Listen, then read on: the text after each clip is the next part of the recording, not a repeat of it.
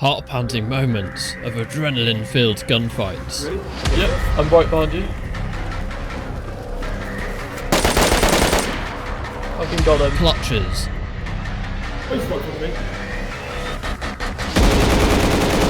And ruthless betrayals.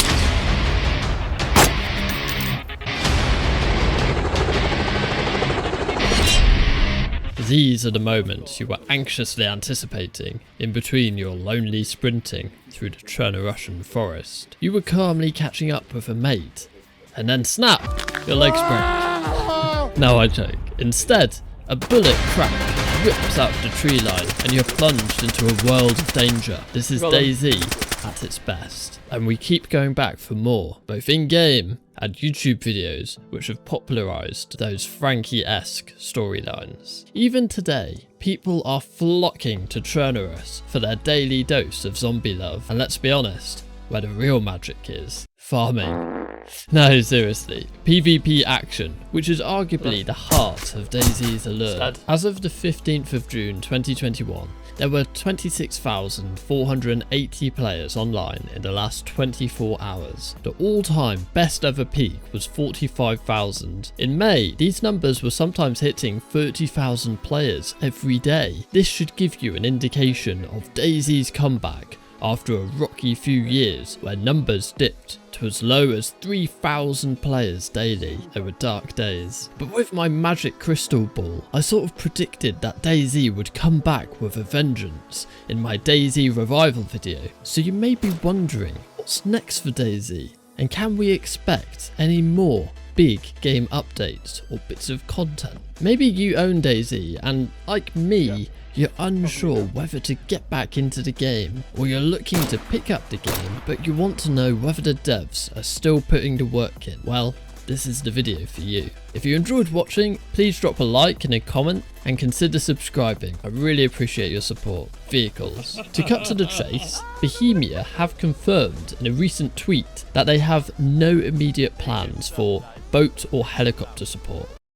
Despite us seeing gameplay of working helicopters back in September of 2015 and there being repeated promises on the roadmap throughout the years, whirlybirds have finally been scrapped for good. As Drewski pointed out in a tweet, it is disappointing for DayZ players to have to rely on, frankly, the glitchy fuckery of modded helicopters in DayZ. At least if the devs provided the baseline for helicopters, modders could pick up the pieces. In my view, it's a cop-out for Bohemia to rely on modders to fill the holes in their game. Some 8 years later, and we barely have a handful of vehicles, and they're just about drivable on tarmac at best, and on par with a Harry Potter simulation at worst. Worryingly, it seems like this may be the future going forward, with the CEO of Bohemia outright stating that Infusion Engine may well depend on its community, i.e. modders and the like, to bring it up to par, and also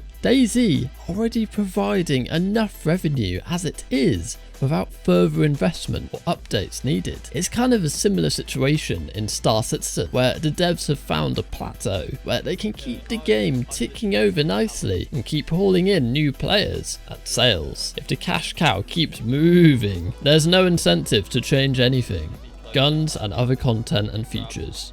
In more positive news, it has been confirmed in a DayZ 2021 roadmap that the devs will continue to add weapons, some of which will be entirely new, i.e. so they won't be legacy guns from previous updates or the DayZ mod, for example the S-Val rifle, and there will be a new damage state system involving sounds, effects and or particles which indicate a player's wants, needs and health, as well as balancing the damage system itself, and perhaps the greatest one of all. I need you to brace yourself for this one. A drum roll please. DayZ is improving its horticultural system for all of you budding farmers out there, and now you can plant and grow potatoes, but you need to peel them before you eat them. And finally, in terms of features and content, Bohemia have spoken about introducing a new type of environmental threat to both of our maps, Livonia and Cherno-Russ. which is interesting. And perhaps a tornado like we have in Battlefield 2042. I'd love nothing more than to see the glitchy zombies get picked up by a whirling windstorm and dropped over the fresh spawns and Chernarus for an almighty lag fest of 10 FPS. It'd be fantastic. And last but not least, terrains. Livonia was announced ahead of its release with quite a bit of warning, so it wasn't a complete surprise to the DayZ community. Unfortunately though, the 2021 roadmap does not address anything insofar as a new map or DLC coming to DayZ. All of that Bohemia manpower and juice appears to be going into Arma Reforger by the looks of it. I was a bit saddened by Livonia really, as it is a beautiful map like TOMMEH on Arma 3, but it was also, like TOMMEH, locked behind a paywall. This meant the community couldn't get at it without coughing up their cash, which, like all DLC business models, causes divides between players who do and don't own it. Yeah, we had Namalsk release, but as a non-official Steam Workshop map. It would be nice to see Namalsk integrated as a part of DayZ Vanilla, so it can be played by those on consoles, but I doubt we'll see that.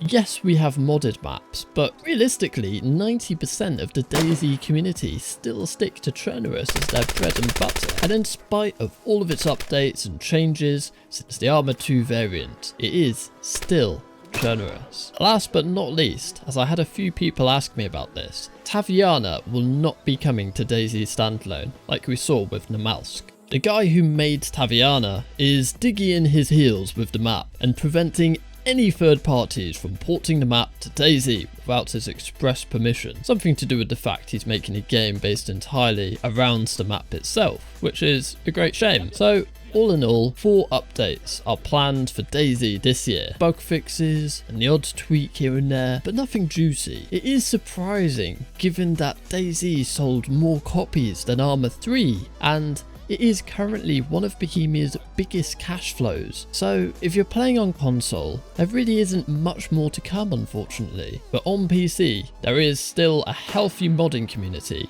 and plenty of lively servers to keep you zombie slaying to your heart's content. And if you made it this far, as a small reward, I have a little more Arma Reforger news for you. I found a great analysis video from a new YouTube channel called Creatical, links down below. He's given some very thorough thought as to the likelihood of Arma Reforger being a full recreation of Operation Flashpoint. Particularly, he lined up the leaks from Bio with Everon, from the town names to the lampposts to the bus stops and the shorelines. Now I thought in my video it would be a Chernorussian or Livonian terrain, but after watching his video it seems more likely that it will indeed be based in Everon. However, I must quickly add in this tweet from Bohemia themselves, who have somewhat limited our expectations and said that the 22nd of June will not hold anything special in relation to the infusion engine. This could be a ploy, but it could also be real. So I'm warning you ahead of time, do not get overhyped. This anniversary could well be nothing out of the ordinary, and as Robert Zane would say in Suits, we're left with nothing but our dick in our hands.